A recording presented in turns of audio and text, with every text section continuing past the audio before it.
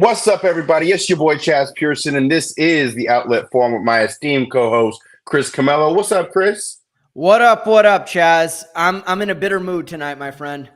Man, you are definitely on one tonight. We got a great show for you guys. Thanks for everybody tapping in to the Outlet Forum this week. In tonight's episode of the Outlet Forum, Joel Embiid signs to stay in Philadelphia for another 3 additional years. Aces and Liberty, WNBA playoffs have tipped off.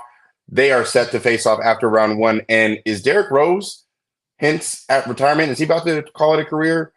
We'll get into all of that in tonight's edition of the Outlet Forum. But we got to start off first, Chris. JJ Redick and Rob Pelinka has decided to speak out for the first time ever since JJ Redick really took that first step with signing with the Lakers, had the initial interview or the initial press conference, I should say. And JJ Redick has impressed. He's 2 for 2, in my opinion, in these press conferences. Rob Pelinka, he said some good things as well. But Chris, let's get right to it. JJ Redick has talked about the Laker lineup in the Low Post podcast with Zach Lowe. He's also talked in different interviews as well, recently with 710, and also, like I said, in the press conference today at the Laker facility, talking about Rui Hachimura, Austin Reeves, D'Lo being a key contributor, and LeBron and AD obviously heading up that lineup. What did you take away from not only what he said, but how he presented it in the press conference at the Laker facility earlier today? Well, okay, this is not a major story, guys. Who else were you going to put into that starting lineup? I understand everyone's thirsty for the NBA season to start, but we force these headlines way too much. When all I saw with these posts, oh my God, the Lakers projected starting. Who else did you want in there? You're stuck with D'Angelo Russell, so he's going to be your starting point guard. You know AD was going to start. You knew obviously LeBron was going to start. And you knew Jared Vanderbilt coming off 2 foot surgeries.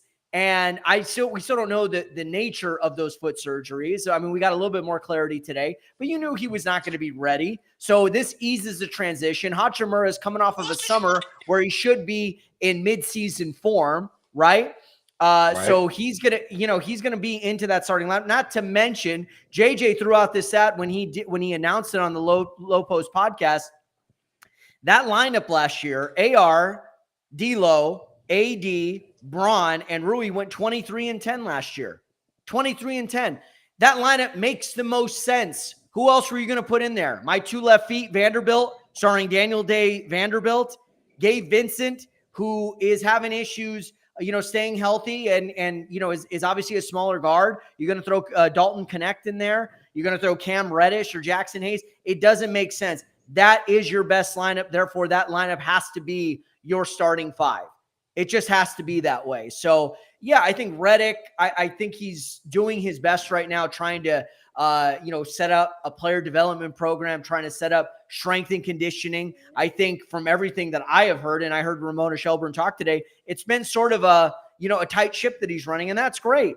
He's as it should be. As it should be. And he's trying to get himself off to the best tone, because the things that we had kind of heard about Darvin Ham, Chaz, and I'm not saying it was for a lack of effort, but you got the sense that he was either overwhelmed and underprepared. And that is an awful combination for a young head coach in this league. And I'm glad that Redick is kind of taking the bull by the horns and trying to earn some early respect. However, this is not a storyline to me.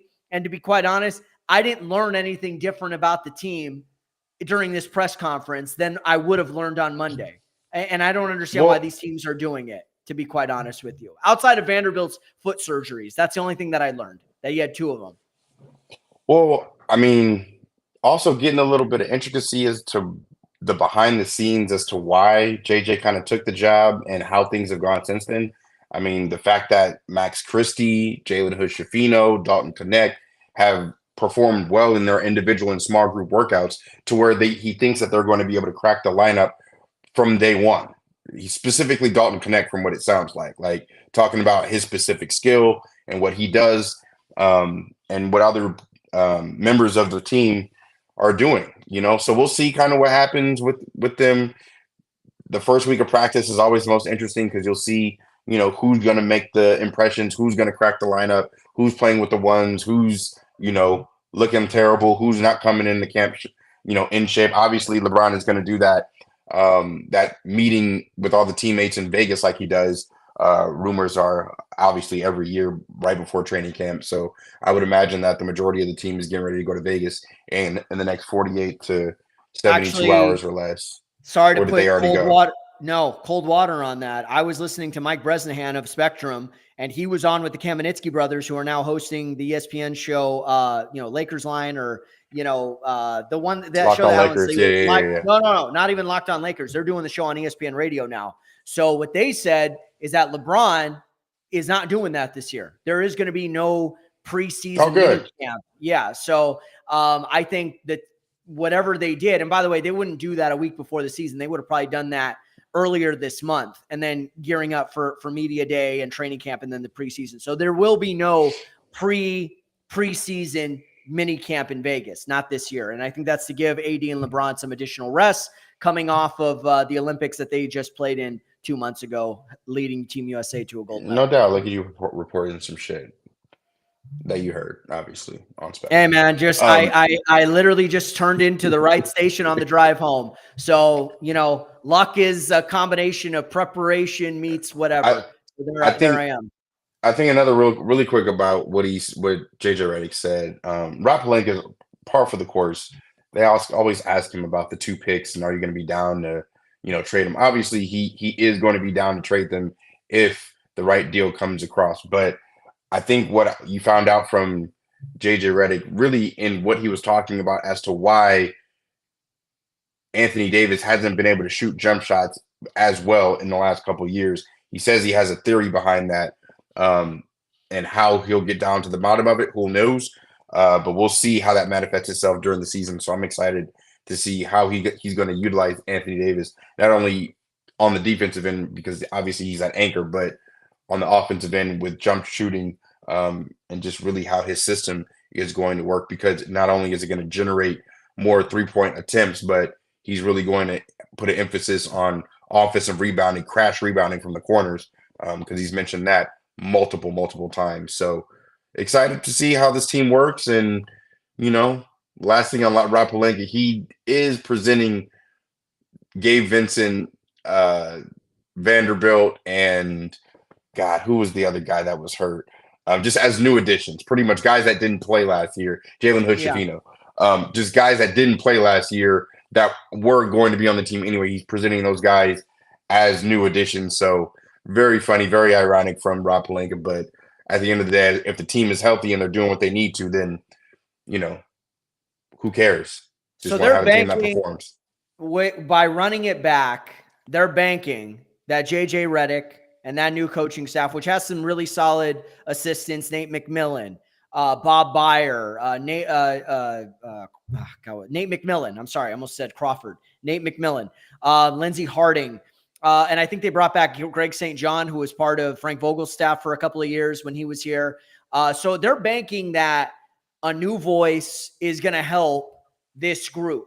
So, maybe some of that is the market not being as, competitive or as desirable for some of these players, even though they're on team-friendly contracts. And I think, they may be truly emphasizing continuity. This is essentially the second full season this group will be together. And granted, they had a couple of losses, but really the significant loss was Taurean Prince, who was a big part of last year's squad, who played a lot of heavy minutes. So, that's really the lone loss. And, I guess they feel Dalton Connect could come in and take some of those minutes, or maybe Max Christie could have more of an enhanced role. So it's going to be very intriguing to see how this team looks. I'm not making any comps, but remember, the Warriors essentially ran it back when they brought in Steve Kerr, right? They didn't make any major changes when Kerr took over in the summer of 2014. So, and of course, we know what happened from there. Obviously, the Lakers are not at that point, but you're hoping to see some improvements with the new coach essentially running it back with the same group as the last 2 years.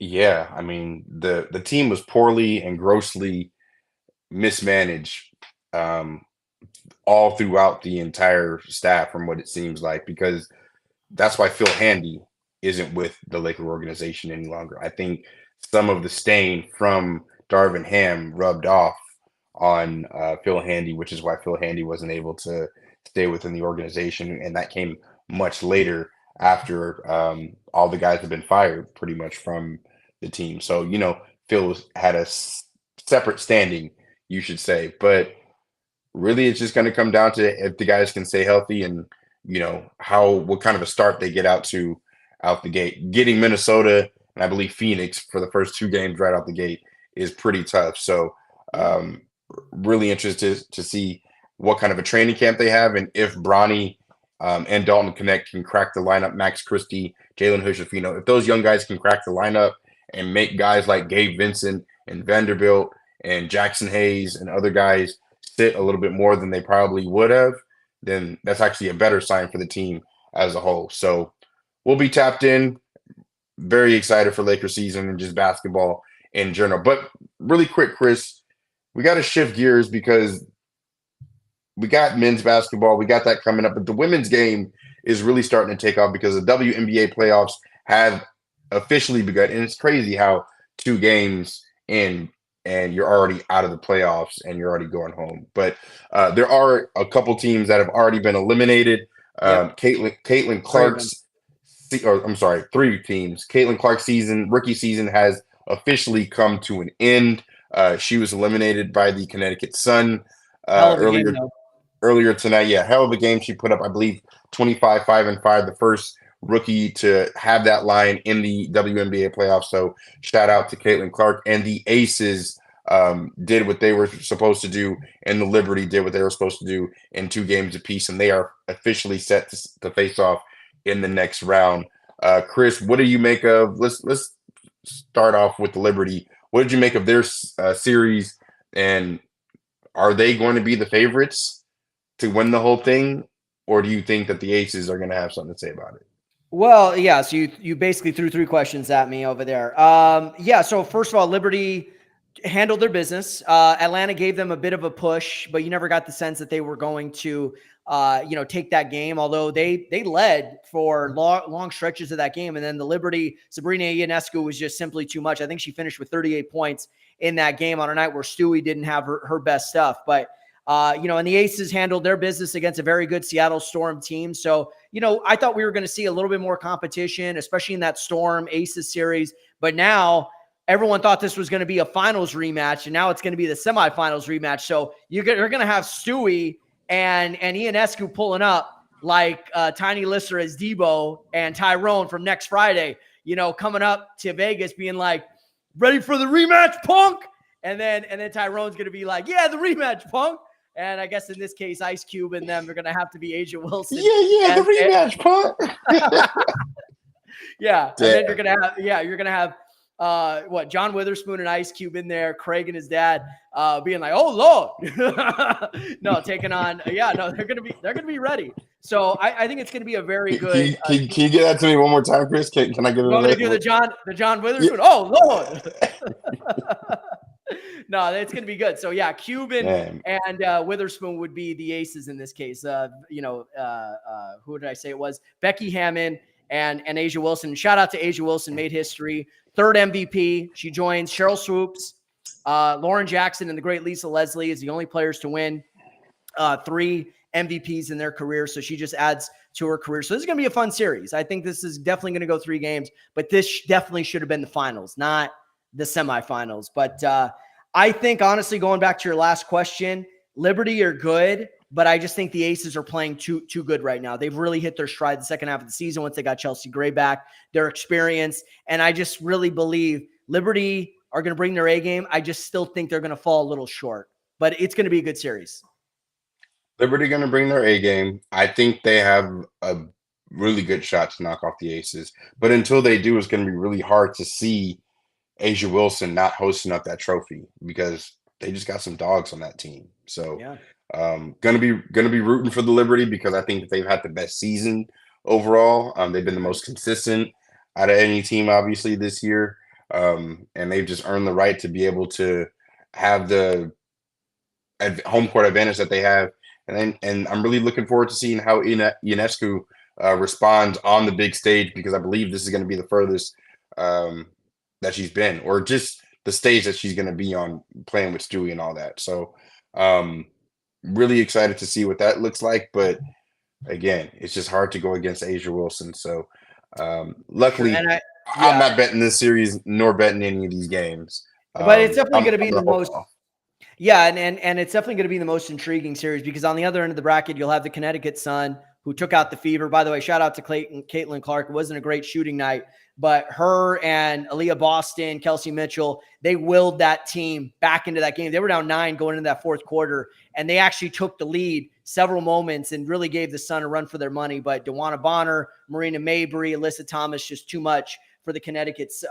Too much for the Fever, and the Sun are advancing in the semis. And it looks like, Chaez, they're going to be facing off against the Minnesota Lynx. The Lynx are about to complete their series sweep over the Phoenix Mercury, and this could be it for Diana Taurasi. But, no disrespect to the Lynx and the Sun, but that series is not going to be the one that people are going to want to see. People are going to want to see Aces, Liberty go head-to-head, and that's going to be a really fun series right there. And you know what? One more time, shout out to Caitlin Clark. What a season she had. I just hate this next series is only 3 games. Damn. I know. That's how they do it. The finals is 5. I mean, so none of these series are long, So, yeah, what can you do? Unless they, what they should do, shorten up the amount of teams that are in there and just have everyone play 5, I mean, let's just say that there's room for improvement when it comes down to the WNBA playoffs, because they definitely got some work to do with their sport. Even though they're getting better, even though they're on charters, even though they're getting more exposure, even though there's more sponsors, more money, and more exposure, like I said. So. Quick question before we move on. Is the winner of the Aces Liberty series likely going to be this year's WNBA champs? Yeah, I think the Sun or the Lynx could take them out. No, the winner of this series is the champs, as far as I'm concerned. Now, is it going to make for a great series or a great finals, moving forward? Yeah, but do I think any of those teams can take out, like, if the Liberty beat the Aces? The Lynx are probably going to put up the best fight more than the Sun, in my opinion, just because they're just hot right now like that. But I don't know. That's why you got to watch the games, and that's why sports is sports, and why we're so excited to watch. But yes, let's hop back over into the men's game. Joel Embiid has officially set his family up for generational money and generational wealth for some time to come. He has officially signed for 3 years, $192.8 million. We'll round that up to 193, as you'll see below right there. Over the next 5 years, with the 2 years that he has left on his current deal, Joel Embiid will be tied with the Philadelphia 76ers through the 28-29 season for a total of over $301 million. So now that the Philadelphia 76ers have their 3 main guys, you are paying 3 max guys in Tyrese Maxey, who waited a year and finally got the bag, even coming off of a great season that he had, sophomore season that he had. Paul George gets traded for. You throw the bag at him, or trade for his bag, since he actually already had a hell of a bag with the Clippers, and you extended him and gave him some extra new money as well. And then Joel Embiid gets his very large Louis V. Virgil duffel full of M's. Chris, what do you make of not only the Philadelphia 76ers paying these guys and Joel Embiid staying, but also what does that mean for them in their runway moving forward, being that these guys are locked in for so much money for at least the next 3 years in Paul George's case? Yeah, it means they got a foundation in place, my friend. They got a foundation. They got their own version of a big 3. And yeah, Paul George is obviously the elder statesman of that group. Embiid, people are worried about his injury history and the fact that he cannot stay healthy for a full season. You saw it last year. His body began to break down. He came back late in the season. It was obvious he wasn't the same. So is there a risk? Yes, but what is the alternative at this point? Otherwise, you have to, blow it up and start from scratch. So I think this is their Hail Mary. This is pushing all their chips in the middle of the table. We saw it. We saw Boston do it last year. We saw Milwaukee do it this past year, getting Dame and everything like that. These teams are trying to maximize their championship window with these star players. Even though some of them are relatively young, they're still trying to do the best they can to show that, hey, not only are we talking about winning, we're putting, some hustle behind that muscle. We are backing up our actions with our words with actions. And we're not afraid to back up the money train at this point, because they know that if nothing else, Chaz, these players are going to be a draw. People are going to sell out the Wells Fargo Center. People are going to sell out the TD Garden. People are going to sell out Pfizer Forum, you know what I mean, to see Dame and the big four in Boston and Giannis and all of those guys. So yeah, is there a risk to it? Sure. You're limited with financial flexibility, but this isn't new from Daryl Morey. This isn't new from the Sixers ownership group. This is a team that wants to go all in. So you know what? We're going to show Embiid that we're committed to him, and we feel like we've got a really nice trifecta here that fits well together with a championship caliber head coach. And now it's just about staying healthy and getting the chemistry right. And they added some good pieces too. And that's where I think they feel like we've got the foundation in place, and we could kind of swap it in and out pieces the next few years and sign guys on short-term deals, because we know guys are going to want to try to ring chase with us as well. They got their big three. Like just Paul George and Maxey alone is great. Like even if you would have had them with like Hardenstein or, just some other good complementary players, but the fact that they have one of the best big men in the game in Joel Embiid to go along with that, and you got Drummond, in their back pocket, Eric Gordon, Reggie Jackson, Caleb Martin. Ooh, I forgot they got Caleb Martin. Ooh, for $8 million a year. Caleb Martin from Miami Heat, Caleb Martin. I mean, damn. To go along with KJ Martin, Jared McClain. I mean, Kyle Lowry, who's still an effective point guard, especially when it comes down to late crunch time, playoff time. Man, the Philadelphia 76ers are set up for the next. They have to win. They have to at least go to the finals in the next 3 years, or it's a failure. Like, yeah, they've got to get out.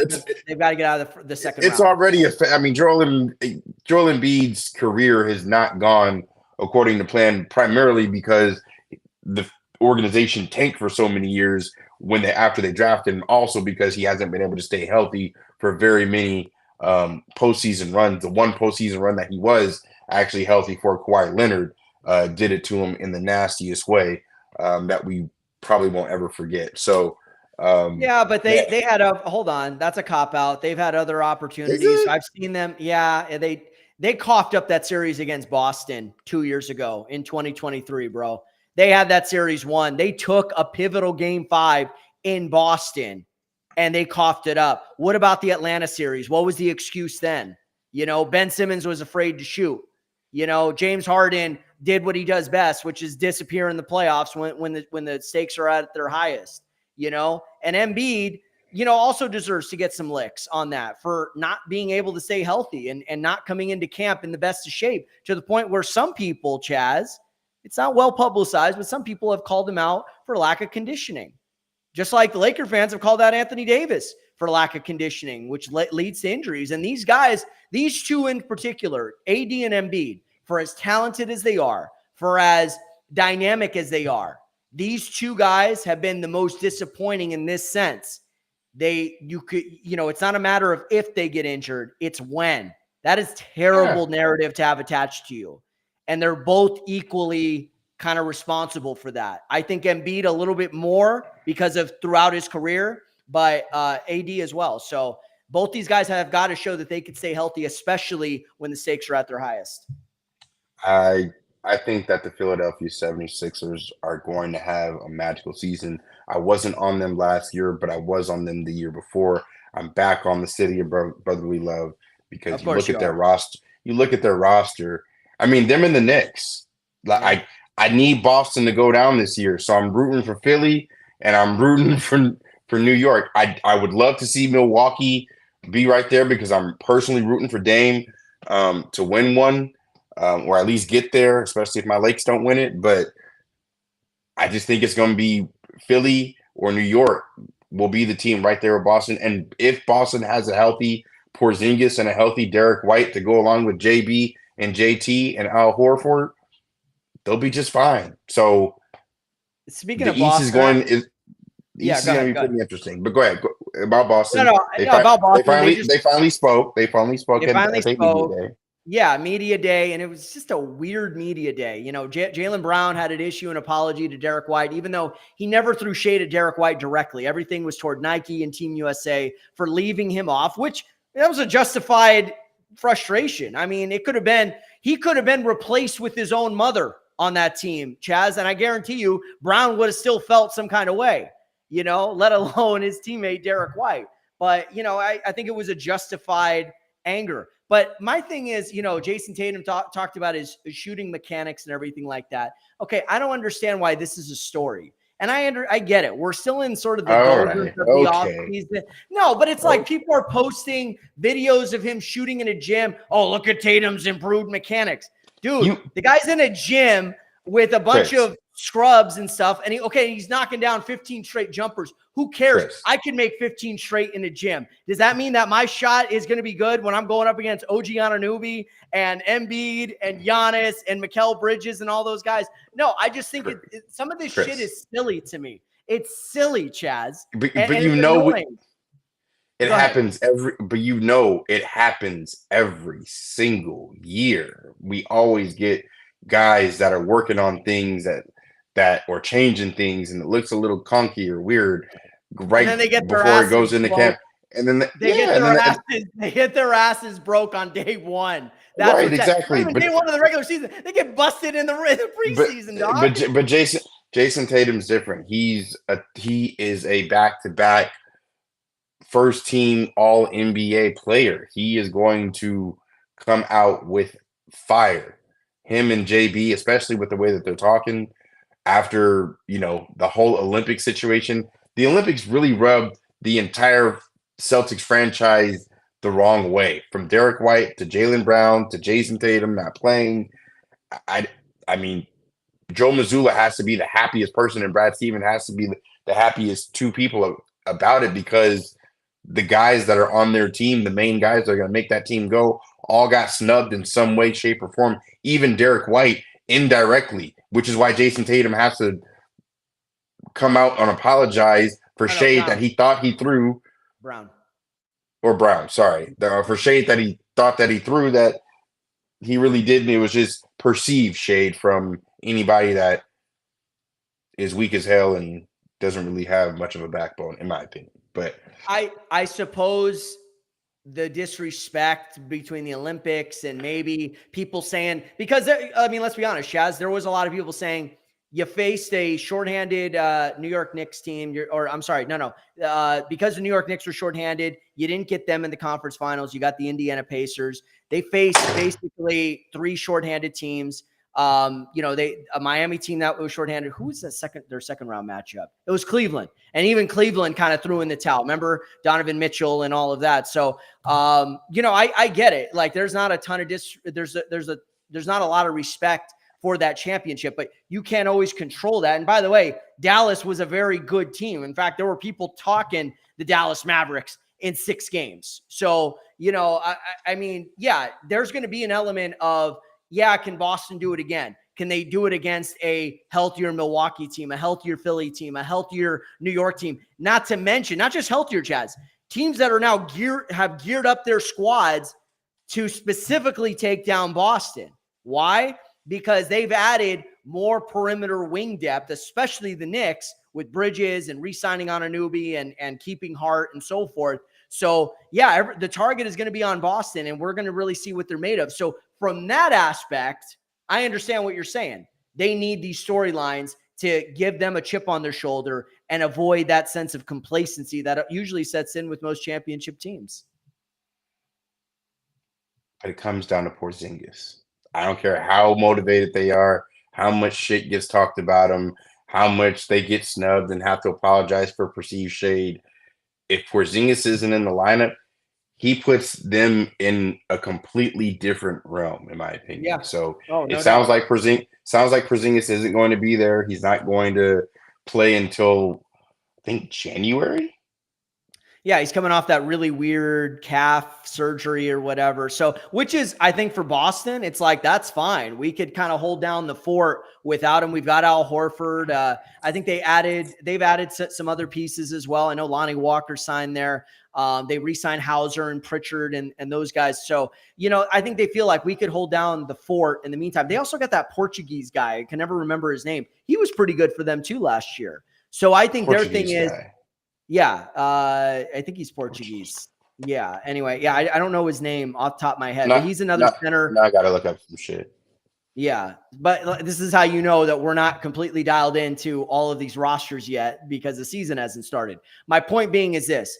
Just like with a veteran pitcher, Chaz, it's more important for a guy like Porzingis to be healthy and to actually, be in his best conditioning and playing his best ball come springtime. Not so much the fall or the winter. So they're going to put Porzingis in bubble wrap because they know once he gets going, he's going to be fine.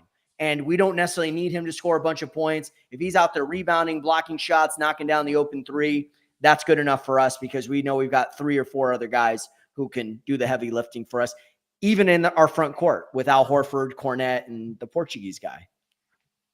The Portuguese guy. Yeah. And forgive us for those of you that know the Portuguese guy that Chris is referring to, that I have no idea who he's talking about, but we'll get back to that. We'll get to some errors and omissions, but really quick, Chris, like, we're always reminded going into a new season that another year, another season means just another year of an era going away. And we're getting old, man. I mean, you're my age. I'm 34, going on 35 next year. Started watching basketball in '96 when Kobe's rookie year. He's no longer with us. Obviously, God rest his soul. But the tides are changing. Now there's the new era, the Bron, the D Wade, the Chris Bosh, Yep. That whole era is going away. Now the next era, the KDs, the Stephs, that they're coming up. And the guy that was in that era, in the middle of that era, who just didn't quite reach his potential, because I thought he was like that. Adidas clearly thought he was like that as well with the deal that they gave him. But Derrick Rose, it seems like the time has come for Derrick Rose because he's gotten cut from the Memphis Grizzlies. He just came out and dropped a new video on his social media saying he's got an announcement pretty soon. Obviously, it's going to be something that has to pertain to his career. But I love the fact that you see Derrick Rose out there with his family, the mother of his firstborn child, and then his other 2 children with his current wife, Elena. I like the fact that Derrick Rose has transitioned from what he was in Chicago down to who he is now that he's gotten cut from Memphis. And he's played for several teams, even a couple stints with the Knicks now. But I think it might be time for him to call it a career. It sounds like it's what's about to come up next. Chris, what do you make of Derrick Rose being cut, and what do you think is going to be next for him moving forward? Is he going to keep playing, or is that eerie announcement going to be, I'm out? Yeah, it's a good question. By the way, Nemius Quetta is his name from the Boston Celtics. Yeah, so I just want to put that out there. One of the first Portuguese-born players. I remember last year seeing him on some of Boston's games, and he provided a lot of heart and hustle. So he could see an increased role early in the season. D Rose, I don't want to call it a sad career, but certainly some untapped potential that you just talked about. Those knee injuries, the torn ACL, the torn meniscus, the knees really let him down. But at the same point in time, I got to give him credit for this, Chaz, if this is the end for him. He adapted well. For a lot of guys, that is a difficult thing to do, to change your game. And very few have done it. Some names that stand out to me of guys who got robbed of their athleticism and, in their careers and were still able to kind of adjust. Chris Webber is one. Remember the microfracture knee surgeries. Penny Hardaway was another.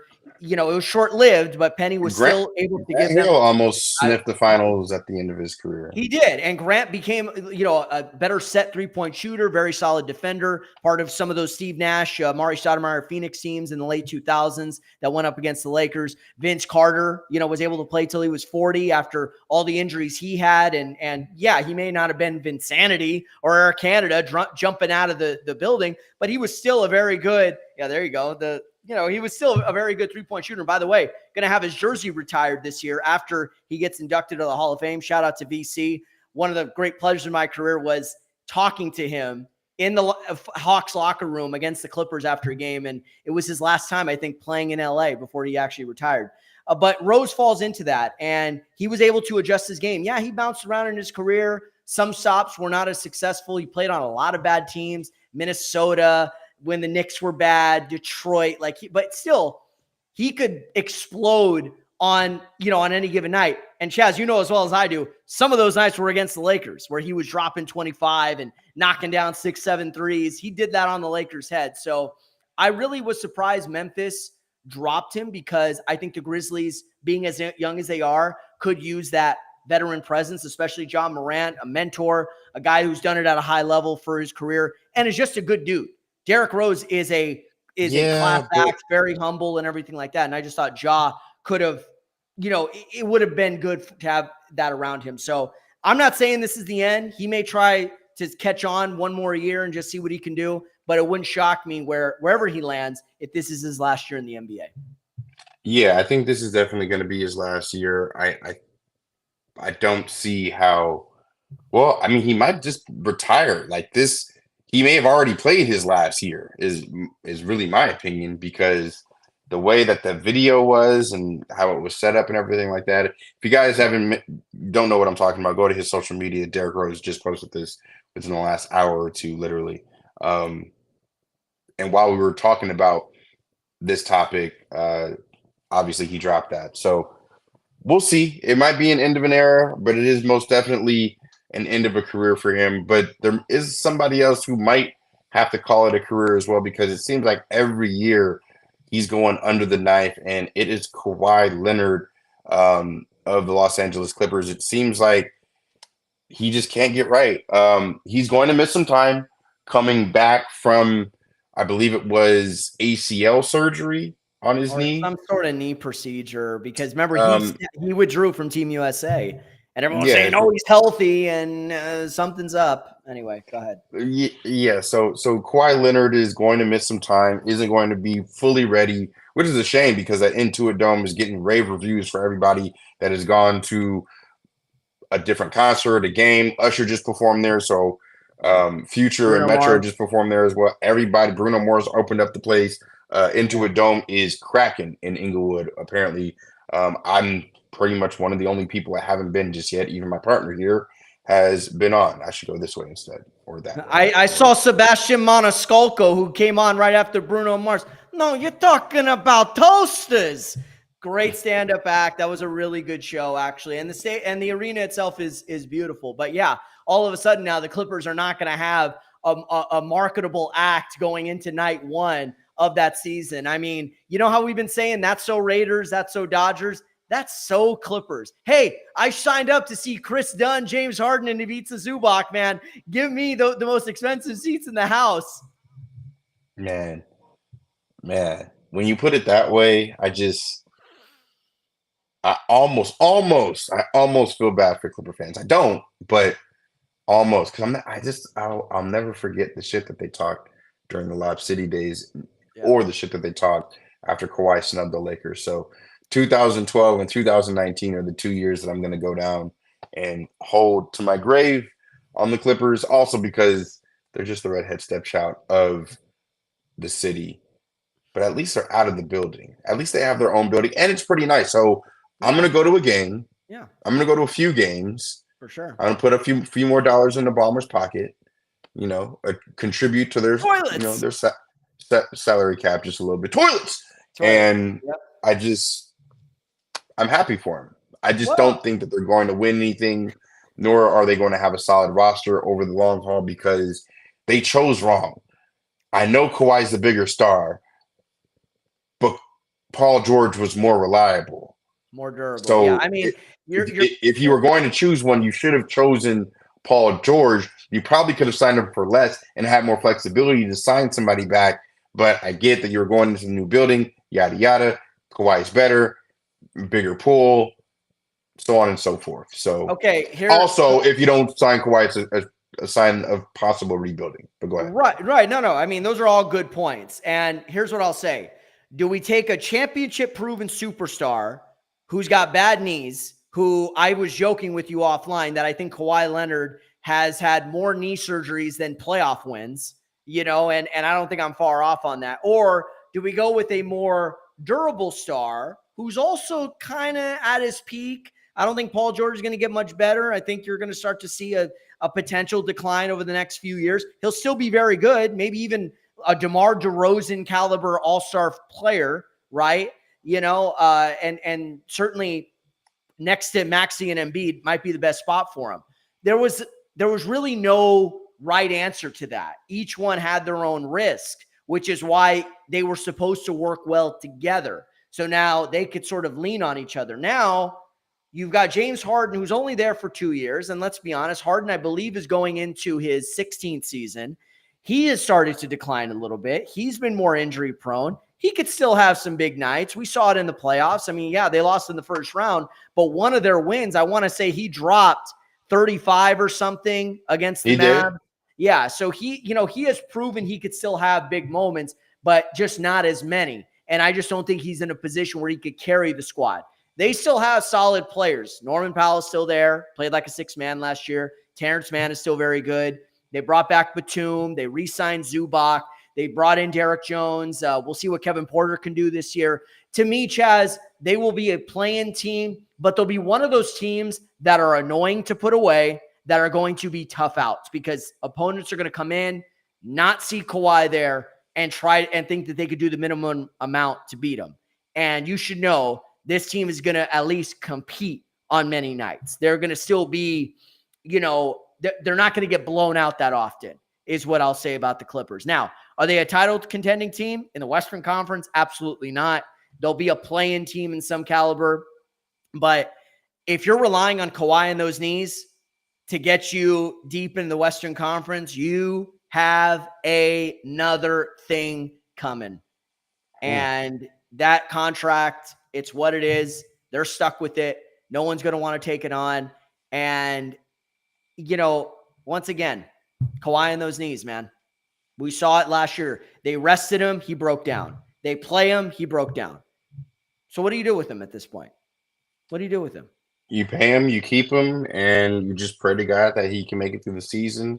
You might get one good year out of it. And, man, that just shows how lucky Masai Ujiri was because he rolled the dice on Kawhi Leonard 1 year. And the 1 year that he decided to roll the dice on Kawhi, he got him to actually play and make it through the entire postseason, and he came up with the trophy. And by the way, you forget this. He was not 100% in those playoffs either. He went down a few times in that Sixers series and in that Milwaukee series. He had enough juice to get through that finish line, but he was not 100%. He was still dealing with lingering leg problems throughout those playoffs. He was just able to play through it because I think he sat 20-something games that year. And by the way, in those 20-something games with Toronto, they were 18-4 without him. So they had the foundation in place. They just needed him to be the closer, and that's exactly what he was in 2019. But you're right. That was definitely a short-lived thing because he hasn't really been healthy since. Maybe that first year with the Clippers. Maybe. I guess that would be the only year where he was kind of healthy. Everything else, it's been, he either broke down early or broke down late, and that was it. So yeah, that first year was definitely a pretty crazy year. But damn, Luka, was it Luka? Yeah, Luka did it to him in the bubble that year. Well, Chris, we talked enough basketball for the night. Obviously, we are a basketball show, but I like to get to my picks of the week because I'm an NFL guy as well. So I got 3 solid picks that you guys should play. I'm gonna hand out a little bit of money. I was 7-5 this past week on Sunday, but I'm What I tell By you my the record way, was? Pearson's picks of the week. There you go. That's the name of the segment. Pearson's picks of the week. Well, I might name it something else, but we'll go with some kind of picks of the week. The first pick of the week that I have for this week is the Colts. I got the Colts covering. They're getting points. They're at home. They're playing a team that I don't think is like that. And I just don't, Chris. I think that the Colts are going to make a mockery out of the Steelers because I don't think the Steelers are that team. I think they're one of the phony, undefeated teams. Even though their defense and TJ Watt is legit, I don't believe in Justin Fields long term. There's a reason why Russell Wilson isn't playing. They do have a solid defense, but I just don't think that overall they can overcome and score enough points to hang with a team like the Colts, who has a solid defense, who play well at home, even though they dropped the game at home recently.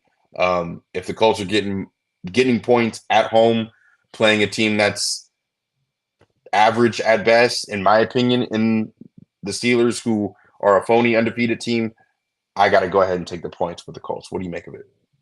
Yeah, I wouldn't call the Steelers phony. They're finding ways to win. Yeah, they're leaning on their defense. They're leaning on their run game. Fields is making enough plays. They're doing what the Steelers do, which is find ways to win. Let's play to our strengths. Let's not become something that we're not.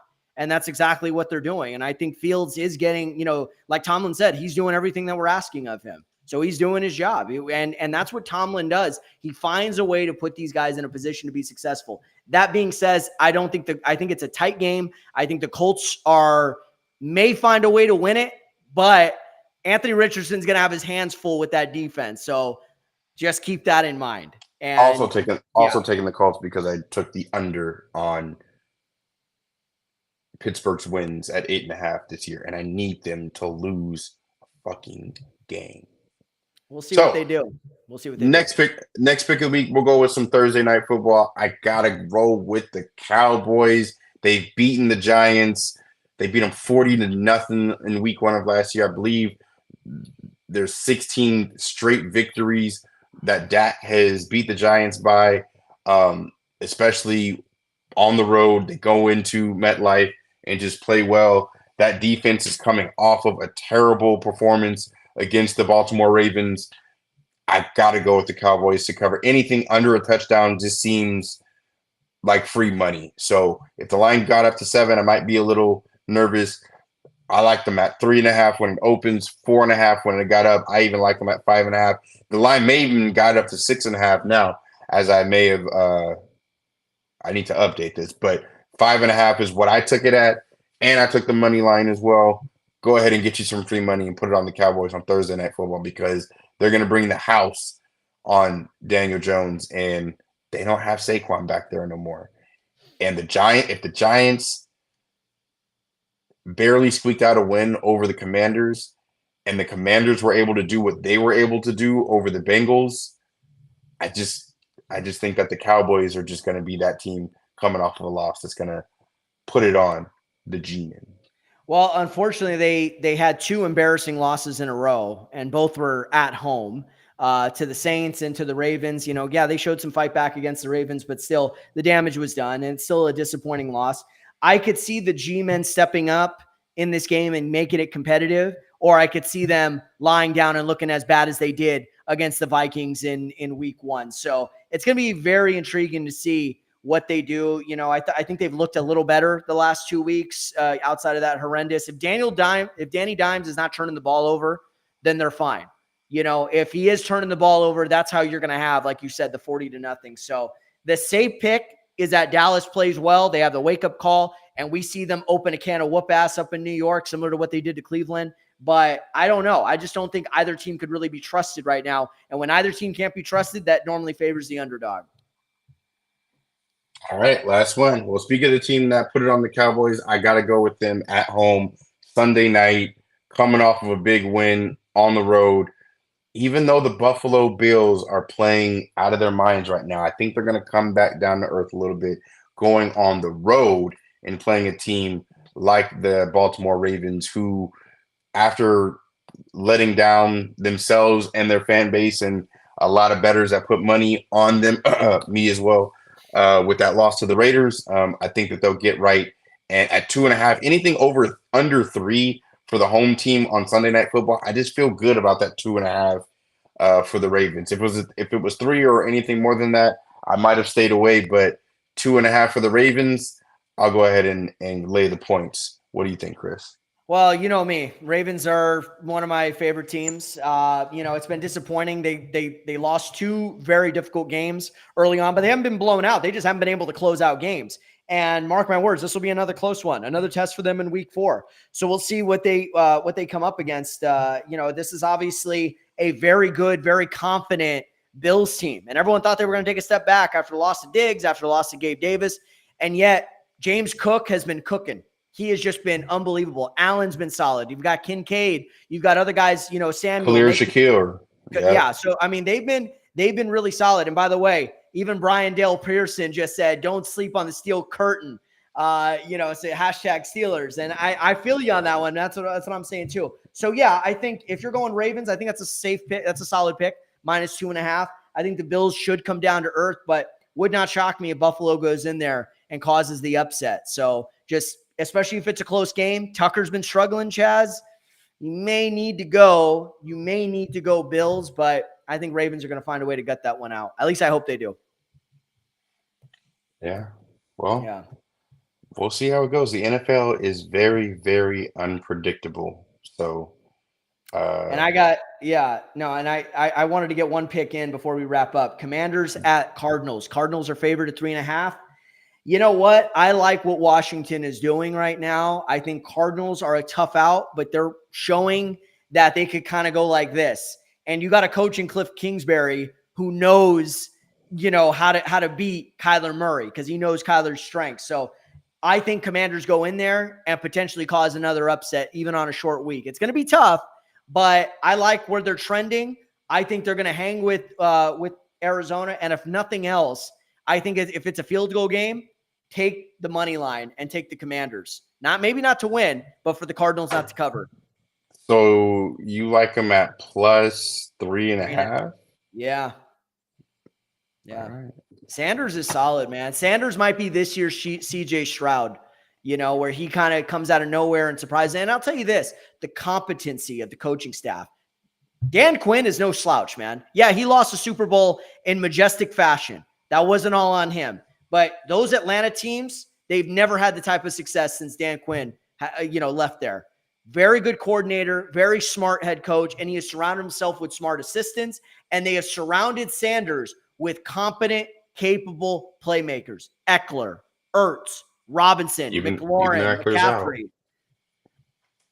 Eckler's out with a concussion. No, but I'm just saying in general. But yeah, that's where this game kind of gets a little dicey. But I just like what the Commanders are doing. So I'll take them at the money line on Sunday. 3.5, short week, on the road, rookie quarterback. Hey, they beat the Bengals on the road. Yeah, but the Bengals suck. They might lose. They might lose to the Andy Dalton and the Carolina Panthers on their short week. So we'll see. But hey, thanks y'all for tapping in. We went a little bit over tonight. But you guys know where to follow us. Hit that subscribe button. Follow us on Instagram, Twitter, YouTube. You guys know where to follow me on Instagram at Chaez P, on Twitter at Chaez Pearson. Chris, where can they follow you, my man? On Twitter at Chris_Camelo. On Instagram, CCamelo1. Yes, follow us at The Outlet Forum on YouTube, Twitter, Instagram. Follow my stuff on the Press Telegram. I'm right in the middle of high school football season right now. Working on some stuff there. Camelo's Corner. I do my own IG lives as well. So, Chaz, great stuff as always. It was good to be back with you this week. Another good week. Another great show. Appreciate you guys tapping in. We'll see you guys next week when we'll be talking about some preseason basketball. Lakers will be, I think they'll be playing the Phoenix Suns to start October 4th. First preseason game. It's preseason, man. Who cares? Yeah, me, this guy, and anybody else that might be watching. So we'll be tapping into that. We appreciate you guys, and another great week. for the Outlet Forum. See you guys later. Peace. The rematch, punk. You just had to get that in there, didn't you?